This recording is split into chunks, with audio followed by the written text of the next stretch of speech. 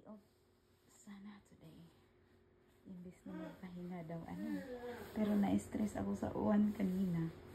Yung paglabas ko, pagtapos ko ng isang salang ng labahan ko. Ayun, nilabas ko na, sinambay ko sa labas. Tapos, pangalawa, sinampay ko pa din. Yung mulan, pinasok ko. Tapos, uminit na naman. Siyempre, nilabas ko ulit. Ay, pagpasok ko, mga parang 15 minutes pa lang ata yun. Umulan, talagang malakas na siya. Kaya nabasa na naman ako. So, hindi ako nadala. Pagkatapos nun, yung ulan ay parang hindi ata umabot ng 10 minutes eh. Tapos huminto.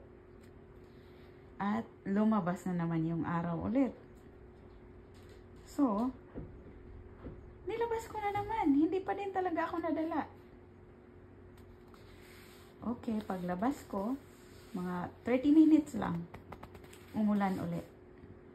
Kaya ang ginawa ko, pinasok ko na talaga at hindi ko na nilabas. Kahit lumabas pa yung araw na yan, ayoko na. Sana kayo din.